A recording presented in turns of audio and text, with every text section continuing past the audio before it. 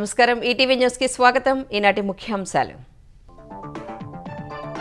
17వ ఉపరాష్ట్రపతిగా CP Radhakrishnan ఇండి కూటమి అభ్యర్థి justice Sudarshan రెడ్డిపై 152 ఓట్ల తేడాతో జయభేరి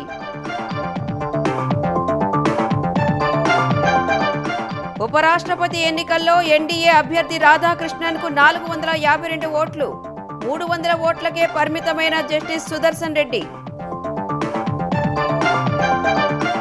నేపాల్లో మరోసారి రాజకీయ సంక్షోభం ఎగసిపడిన నిరసన జ్వాలలతో ప్రధాని పదవికి కేపీ శర్మ ఓలీ రాజీనామా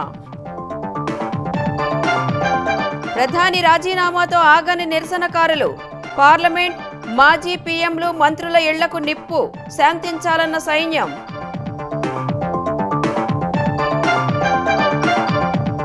తెలంగాణలో గ్రూప్ 1 మెయిన్స్ జనరల్ ర్యాంకులు రద్దు పునర్మూల్యాంకనం లేదంటే మళ్లీ పరీక్ష పెట్టాలని హైకోర్టు తీర్పు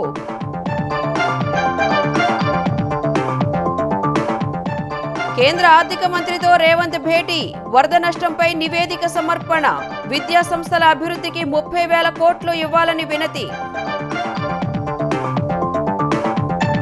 జాతీయ సగటు దాటిన ఆంధ్రప్రదేశ్ వృద్ధి రేటు 2025-26 తొలి త్రైమాసికంలో 10.5% నమోదైనట్లు వెల్లడి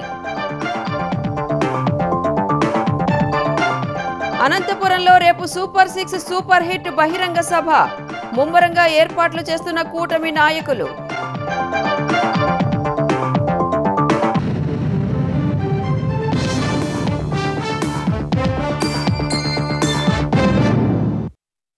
భారత నూతన ఉపరాష్ట్రపతిగా సిపి రాధాకృష్ణన్ ఎన్నికయ్యారు. ఉపరాష్ట్రపతి పదవికి జరిగిన ఎన్నికల్లో ప్రత్యర్థి ఇండి కూటమి అభ్యర్థి జస్టిస్ బి సుదర్శన్ రెడ్డిపై రాధాకృష్ణన్ ఘన విజయం సాధించారు. జస్టిస్ సుదర్శన్ రెడ్డిపై 152 ఓట్ల మెజార్టీతో గెలిచారు.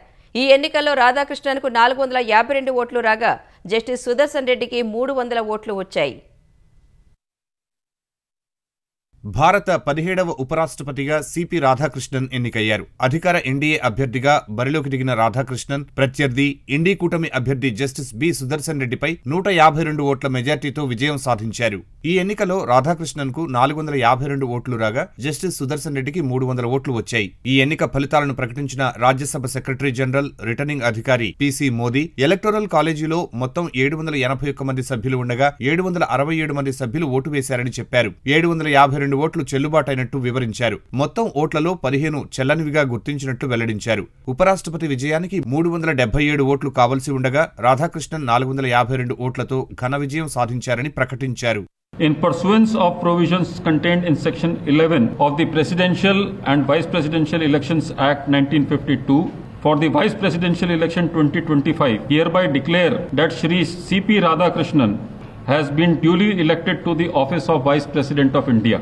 జగదీప్ ధన్ఖడ్ రాజీనామాతో ఖాళీ అయిన ఉపరాష్ట్రపతి పదవి భర్తీ చేసేందుకు ఇవాళ పోలింగ్ నిర్వహించారు. ఈ పోలింగ్ లో మొదట ప్రధాని నరేంద్ర మోదీ ఓటు వేయగా తరువాత వరుసగా కేంద్ర మంత్రులు ఓటు వేశారు. కాంగ్రెస్ అధ్యక్షుడు మల్లికార్జున ఖర్గే, ఆ పార్టీ అగ్రనేతలు సోనియా గాంధీ, రాహుల్ గాంధీ, ప్రియాంక గాంధీ, ఇతర సీనియర్ నేతలు వరుసగా వచ్చి ఓటు వేశారు. సమాజ్వాదీ పార్టీ అధినేత అఖిలేష్ యాదవ్ సహా ఇండీ కూటమి నేతలు ఓటు హక్కు వినియోగించుకున్నారు. 4 సభ్యులు ఉన్న బీఆర్ఎస్, 7 సభ్యులు ఉన్న బీజేడీ, 1 సభ్యుడు ఉన్న శిరోమణి అకాలీదళ్, మరో స్వతంత్ర ఎంపీ ఓటింగ్ కు దూరంగా ఉన్నారు. నేపాల్లో మరోసారి రాజకీయ సంక్షోభం తలెత్తింది. 2 రోజులుగా సాగుతున్న ఘర్షణలకు బాధ్యత వహిస్తూ ప్రధాని పదవికి కేపీ శర్మ ఓలీ రాజీనామా చేశారు. ముందుగా సామాజిక మాధ్యమాలపై నిషేధాన్ని ఎత్తివేయాలని ఆందోళనలు చేసిన యువత తమ డిమాండ్ నెరవేరగానే ప్రధాని రాజీనామాకు పట్టుబట్టారు. ప్రధాని రాజీనామా చేసిన తర్వాత కూడా ఎక్కడికక్కడ విధ్వంసానికి దిగారు. ఈ పరిస్థితుల్లో ఆందోళనకారులు శాంతించి చర్చకు రావాలంటూ సైన్యం సహా పలు భద్రతా విభాగాలు విజ్ఞప్తి చేశాయి. అత్యవసర మంత్రివర్గ సమావేశం నిర్వహించి సామాజిక మాధ్యమాలపై నిషేధం ఎత్తేసినా నేపాల్లో ఆందోళనలు సద్దుమణగకపోవడంతో నేపాల్ సైన్యం సూచన మేరకు ప్రధాని పదవికి కేపీ శర్మ ఓలీ రాజీనామా చేశారు. సామాజిక మాధ్యమాలపై నిషేధాన్ని ఎత్తేయాలని ఆందోళనలు చేసిన యువత తమ డిమాండ్ నెరవేరగానే ప్రధాని రాజీనామా చేయాలనే డిమాండ్తో ఇవాళ నిరసనలు కొనసాగించారు. అవినీతి పరులపై చర్యలు తీసుకోవాలని డిమాండ్ చేస్తూ కాఠ్మండు సహా పలు జిల్లాల్లో యువత, విద్యార్థులు నిరసన చేపట్టారు. మాజీ ప్రధానులు, మంత్రుల ఇళ్లపై రాళ్లదాడులు కాల్పులు జరిగాయి. రాజకీయ నాయకుల ఇళ్లను దగ్ధం చేశారు. ఈ పరిణామాల మధ్య సైన్యం సూచనతో కేపీ శర్మ ఒలి ప్రధాని పదవికి రాజీనామా చేశారు. ఒలి నిర్ణయం వెలువడగానే రంగంలోకి దిగిన సైనికాధికారులు ఆందోళనలు విరమించాలని నిరసనకారులకు విజ్ఞప్తి చేసింది. సహనం పాటించాలని, శాంతియుత చర్చల ద్వారా సమస్య పరిష్కారానికి కృషి చేద్దామని నేపాల్ సైన్యం, ఇతర భద్రతా సంస్థల అధినేతలు కలిసి విడుదల చేసిన ఓ ప్రకటనలో తెలిపారు. ఇలాంటి క్లిష్ట పరిస్థితుల్లో మరింత ప్రాణ, ఆస్తి నష్టం కలిగించవద్దని కోరారు. ప్రధాని రాజీనామా, సైన్యం, భద్రతా సంస్థల సంయుక్త ప్రకటన తర్వాత కూడా నేపాల్లో ఆందోళనకారుల విధ్వంసం ఏమాత్రం ఆగలేదు. ఎక్కడికక్కడ ప్రభుత్వ భవనాలను ధ్వంసం చేస్తూ తగలబెట్టారు. పార్లమెంట్ భవనంలోకి చొచ్చుకెళ్లి కిటికీల అద్దాలను, తలుపులను ధ్వంసం చేశారు. అక్కడ సామాగ్రికి నిప్పంటించారు. విద్యార్థులను చంపేస్తున్న ప్రభుత్వాలు ఎందుకని వారు ప్రశ్నించారు.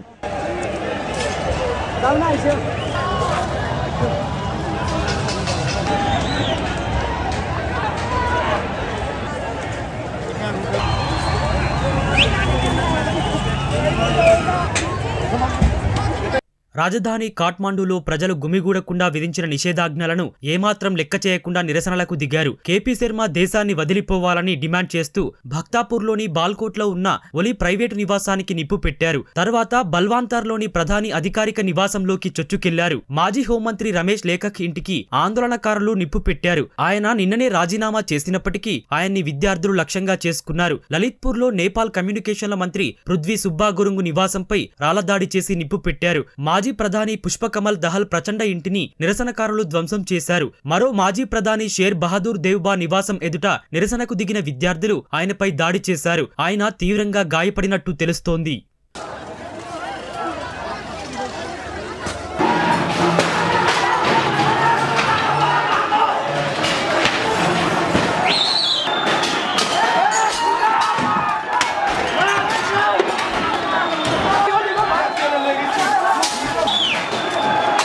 వరుసగా రెండో రోజు ఆందోళనలు కొనసాగడంతో ప్రధాని కంటే ముందే రాజీనామా చేసిన నేపాల్ వ్యవసాయ శాఖ మంత్రి రామ్నాథ్ అధికారి నిరసనకారుల పట్ల ప్రభుత్వం అనుసరించిన తీరును ఖండించారు. ప్రభుత్వం ఉక్కుపాదం మోపడం వల్ల 19 మంది ప్రాణాలు కోల్పోయారని విమర్శించారు. ఆరోగ్య, జనాభా శాఖ మంత్రి ప్రదీప్ పౌడ్యాల్ కూడా తన పదవికి రాజీనామా చేశారు.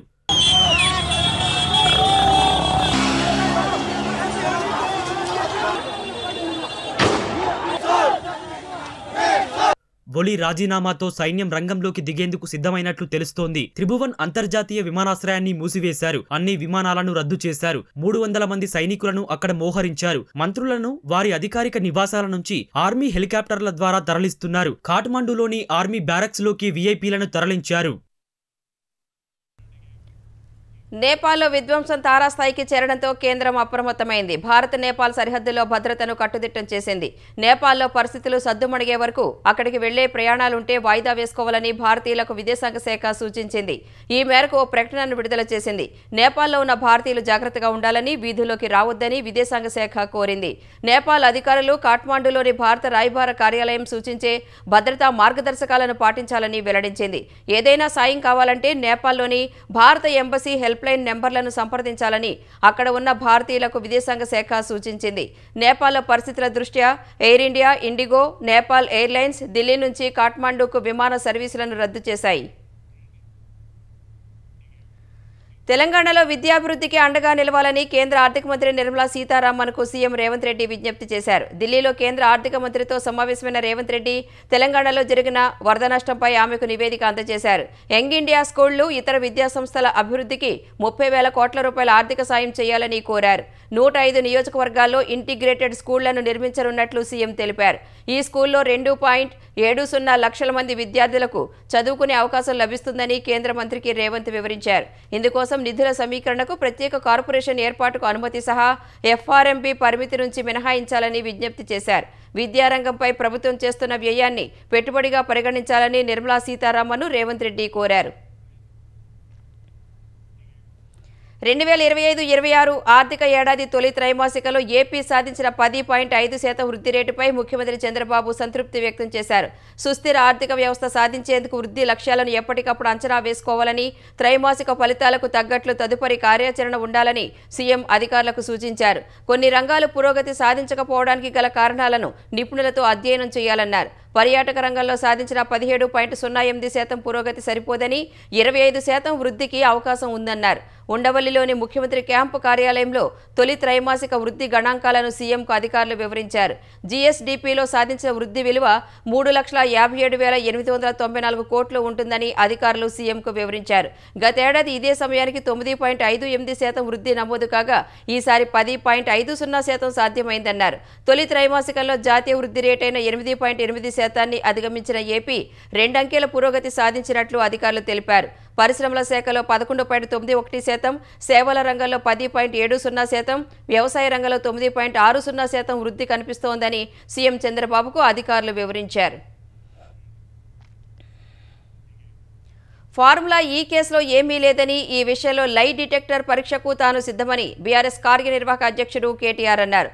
ఫార్ములా ఈ కార్ రేస్ కేసులో ప్రభుత్వానికి నివేదిక సమర్పించిన సీబీఐ ప్రాసిక్యూషన్కు అనుమతి కోరిన నేపథ్యంలో కేటీఆర్ ఈ వ్యాఖ్యలు చేశారు.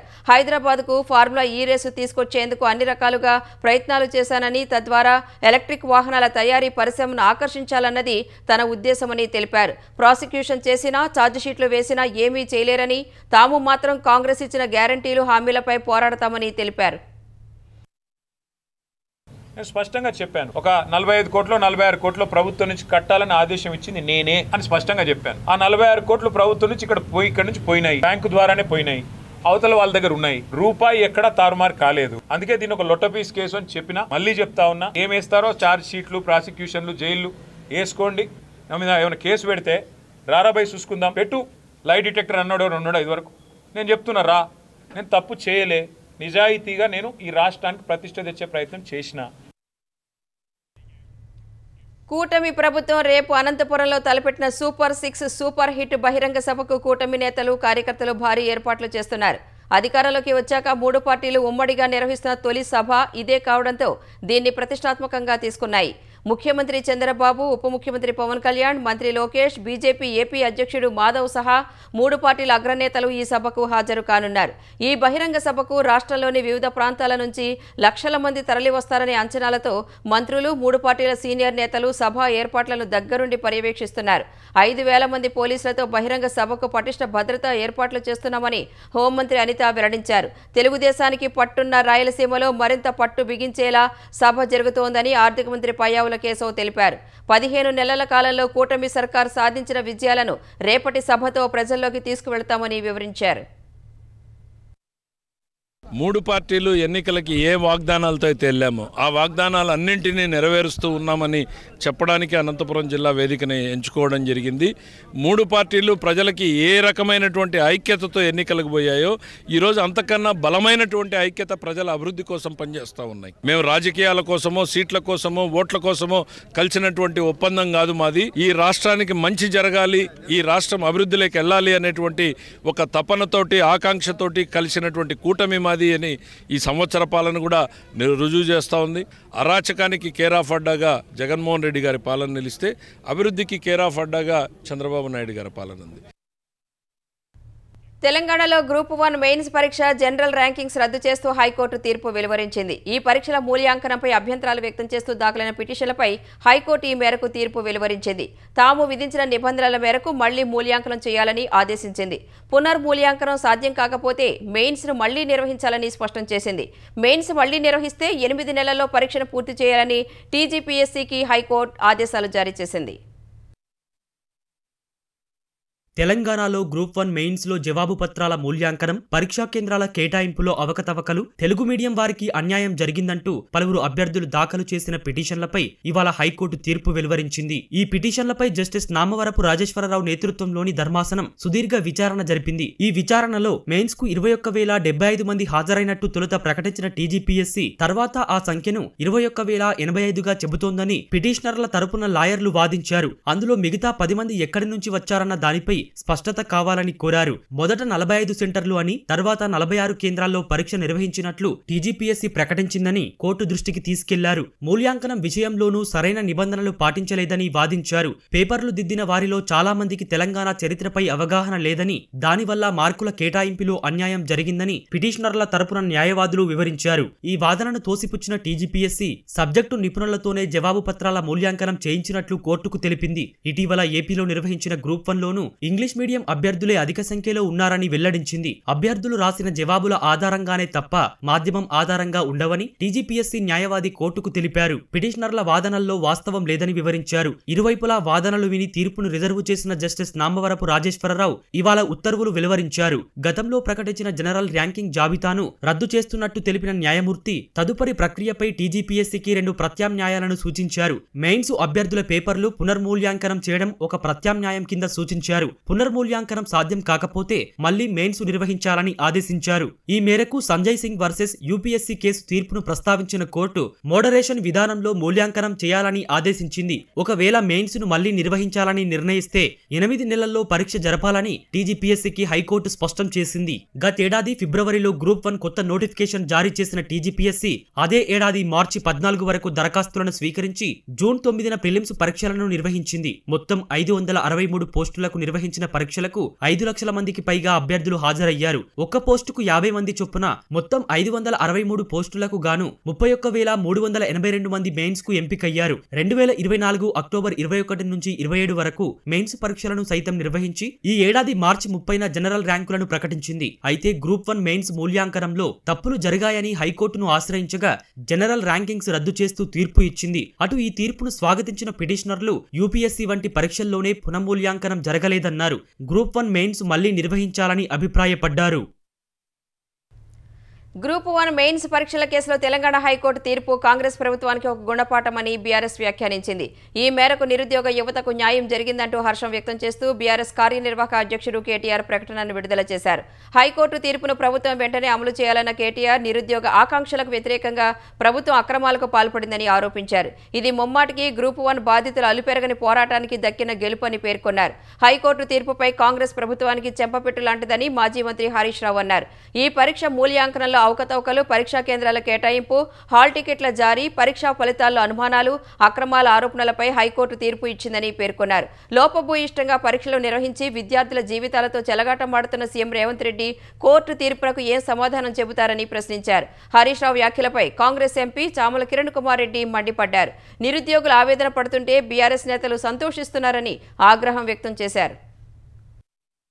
మీ హయాంలో పేపర్ లీక్లయ్యి పల్లీలు బఠానీల దుకాణాల కాడ పేపర్లు అమ్ముకున్నటువంటి దరిద్రపు పాలన చేసిన మీరు, అసలు పబ్లిక్ సర్వీస్ కమిషన్ అంటేనే దానికి ఉన్న రెప్యుటేషన్ ని ఖరాబ్ చేసిన మీరు ఈ రోజు తెలంగాణలో ఉన్నటువంటి ప్రభుత్వం గురించి మాట్లాడుతున్నారు. మీ ఆనందం ఏంటంటే ఎవరికి ఉద్యోగం రావద్దు, ప్రజలు మళ్లీ కష్టాలలో పోవాలి, కోట్లు లేనందుకు ఎవరికి స్టూడెంట్ ఏ నిరుద్యోగి కూడా ఉద్యోగం రావద్దు అన్న ఏం నీ ఆనందము? పరీక్షలు స్టే వచ్చిందని ఆనందమా? రీవాల్యుయేషన్ పెట్టిరని ఆనందమా? రీఎగ్జామినేషన్ పెట్టమని ఆనందమా? తెలంగాణ వ్యాప్తంగా యూరియా కొరతతో అన్నదాతలు అవస్థలు పడుతున్నారు. మెదక్ జిల్లా చేగుంట రైతు వేదిక వద్ద తెల్లవారుజాము నుంచే రైతులు బారులు తీరారు. లైన్లో నిలబడే ఓపిక లేక చెప్పులు, చెట్ల కొమ్మలను క్యూ లైన్లో పెట్టారు. మంచిర్యాల జిల్లా చెన్నూరులో యూరియా పంపిణీ చేయాలంటూ రైతులు ఆందోళన చేపట్టారు. ఎమ్మెల్యే క్యాంపు కార్యాలయం వద్ద ప్రధాన రహదారిపై బైఠాయించి నిరసన తెలిపారు. ఓ ప్రైవేటు ఎరువుల దుకాణానికి వెళుతున్న యూరియా బస్తాల లారీని అడ్డుకున్నారు. కరీంనగర్ జిల్లా హుజూరాబాద్ మండలం చెల్పూరు పీఎస్సీ ఎదుట రైతులు పడిగాపులు కాశారు. పెద్దపల్లి జిల్లా సుల్తానాబాద్లో తెల్లవారుజాము నుంచే భారీ సంఖ్యలో రైతులు బారులు తీరారు. ముందుగా వచ్చిన రైతులకు ఒక్కో యూరియా బస్తా చొప్పున ఇవ్వగా తరువాత వచ్చిన రైతులు నిరాశతో వెనుదిరిగారు. సిద్దిపేట జిల్లా గజ్వేల్ మార్కెట్ యార్డులో యూరియా టోకెన్ల కోసం వచ్చిన మహిళా రైతులు వరుస తప్పవంటూ చెప్పులతో కొట్టుకున్నారు. వరంగల్ జిల్లా పర్వతగిరి మండలం ఏనుగల్లులోని పీఎస్సీ వద్ద గంటల కొద్దీ క్యూ లైన్లలో నిల్చున్న యూరియా దక్కకపోవడంతో అధికారులతో రైతులు వాగ్వాదానికి దిగారు. మహబూబాబాద్ జిల్లా నరసింహులపేట మండలంలో రైతులు రోడ్డెక్కారు. యూరియా పంపిణీ చేయాలని డిమాండ్ చేస్తూ వరంగల్ ఖమ్మం ప్రధాన రహదారిపై రైతుల రాస్తారోకో నిర్వహించారు. పోలీసులు అధికారుల జోక్యంతో రైతులు ఆందోళన విరమించారు. నర్సంపేట నియోజకవర్గంలోని ఇటకాలపల్లి గ్రామంలో గత రాత్రి నుంచే రైతులు బారులు తీరారు. అయినప్పటికీ కొందరికే యూరియా లభించగా బస్తాలు దొరకని రైతులు 365 జాతీయ రహదారిపై ధర్నాకు దిగారు. వైసీపీ హయాంలో అభివృద్ధి పేరిట నిధుల దుర్వినియోగం కేసులో అరెస్టైన ఐపీఎస్ అధికారి సంజయ్ను 2 రోజుల పాటు కస్టడీకి అనుమతిస్తూ విజయవాడ ఏసీబీ కోర్టు ఉత్తర్వులు జారీ చేసింది. ఈ నెల 10, 11 తేదీల్లో సంజయ్ను విచారించేందుకు అనుమతి ఇచ్చింది. ఉదయం 8 గంటల నుంచి సాయంత్రం 6 గంటల వరకు విచారించవచ్చన్న ఏసీబీ కోర్టు న్యాయవాది సమక్షంలో విచారణ జరపాలని ఉత్తర్వుల్లో పేర్కొంది. విచారణకు ముందు తర్వాత సంజయ్కు వైద్య పరీక్షలు నిర్వహించాలని అధికారులకు సూచించింది. ఈ నెల 11 సాయంత్రం విచారణ ముగిశాక కోర్టులో హాజరుపరచాలని ఆదేశించింది. ఇటీవల సంజయ్ను 3 రోజుల పాటు కస్టడీకి తీసుకున్న అధికారులు గొల్లపూడి ఏసీబీ కార్యాలయంలో విచారించారు. విచారణకు సంజయ్ సహకరించనందున రెండోసారి 4 రోజుల కస్టడీ కోరుతూ పిటిషన్ దాఖలు చేయగా ఏసీబీ కోర్టు 2 రోజులకు అనుమతి ఇచ్చింది. వైసీపీ హయాంలోని మద్యం కేసు నిందితులకు ఏసీబీ కోర్టు ఈ నెల 12 వరకు రిమాండ్ పొడిగించింది. నిందితులకు ఇవాల్టితో రిమాండ్ ముగియగా అధికారులు వారిని న్యాయస్థానం ఎదుట ప్రవేశపెట్టారు. మిథున్ రెడ్డి మినహా మిగిలిన 11 మందిని విజయవాడ కోర్టులో హాజరుపరిచారు. ఫామ్ హౌస్లో సీజ్ చేసిన 11 కోట్లపై దాఖలైన పిటిషన్ అంశాన్ని రాజ్ కేశిరెడ్డి జడ్జికి తెలిపారు. ఈ నెల 11న హైకోర్టులో డిఫాల్ట్ బెయిల్ పిటిషన్లపై విచారణ ఉందని కోర్టుకు లాయర్లు వెల్లడించగా నిందితులకు ఈ నెల 12 వరకు ఏసీబీ కోర్టు రిమాండ్ పొడిగించింది. మాజీ మంత్రి వివేకానంద రెడ్డి హత్య కేసు విచారణ మరోసారి వాయిదా పడింది. వివేక హత్యకు సంబంధించి తదుపరి దర్యాప్తు అవసరమా లేదా అని గత విచారణలో సీబీఐని సుప్రీంకోర్టు అడిగింది. ఈ మేరకు అఫిడవిట్ దాఖలు చేయడానికి సమయం కావాలని దర్యాప్తు సంస్థ ఇవాల్టి విచారణలో కోరింది. ఇందుకు అంగీకరించిన సుప్రీంకోర్టు న్యాయమూర్తి జస్టిస్ ఎంఎం సుందరేష్ నేతృత్వంలోని ధర్మాసనం తదుపరి విచారణను ఈ నెల 16కు వాయిదా వేసింది. మావోయిస్టు కేంద్ర కమిటీ ప్రధాన కార్యదర్శిగా తిప్పిరి తిరుపతి అలియాస్ దేవ్జీ నియమితులయ్యారు. నంబాల కేశవరావు మరణంతో ఖాళీగా ఉన్న కేంద్ర కార్యదర్శి పదవిలోకి ఆయన్ని ఎన్నుకున్నారు. ఉమ్మడి కరీంనగర్ జిల్లాకు చెందిన తిప్పిరి తిరుపతి ఇప్పటి వరకు తిరుపతి సెంట్రల్ కమిటీ సభ్యుడిగా, మిలీషియా ఇన్ఛార్జిగా ఉన్నారు. 1983 ఏడాది మావోయిస్టు దళ సభ్యుడిగా చేరిన తిరుపతి కేంద్ర కార్యదర్శి స్థాయికి ఎదిగారు. తిప్పిరి తిరుపతి అలియాస్ దేవ్జీపై ₹1 కోటి నజరానా ఉంది. 2010 దంతెవాడ సెంట్రల్ రిజర్వ్ జవాన్లపై మావోయిస్టులు జరిపిన దాడికి ఈయనే సారథ్యం వహించినట్టు పోలీసులు గుర్తించారు. ప్రపంచవ్యాప్తంగా అనిశ్చిత పరిస్థితుల మధ్య పసిడి ధరలకు రెక్కలు వచ్చాయి. దేశ రాజధాని ఢిల్లీలో 10 గ్రాముల 24 క్యారెట్ల బంగారం ధర ఒక్కరోజే ₹5,080 ఎగబాకి ₹1,0750కు చేరింది. ఢిల్లీ మార్కెట్లో సోమవారం 10 గ్రాముల పసిడి ధర ₹1,0770 పలకగా ఇవాళ ₹1,12,750కు చేరి జీవితకాల గరిష్టాన్ని నమోదు చేసింది. హైదరాబాద్లో ₹1,12,890 గరిష్ట స్థాయికి ఎగబాకింది. ముంబై మార్కెట్లో ₹1,12,430 చేరింది. చెన్నైలో 10 గ్రాముల 24 క్యారెట్ల బంగారం ధర ₹1,12,880 పలికింది. బెంగళూరులో ₹1,12,830కు చేరింది. అటు వెండి ధర కూడా కిలోకు $2,800 పెరిగి ₹1,28,800కు చేరడం ద్వారా జీవితకాల గరిష్ట స్థాయిని నమోదు చేసింది. అంతర్జాతీయ అనిశ్చిత పరిస్థితుల మధ్య బంగారం, వెండి ధరలు మరింత పెరిగే అవకాశం ఉందని నిపుణులు అంచనా వేస్తున్నారు.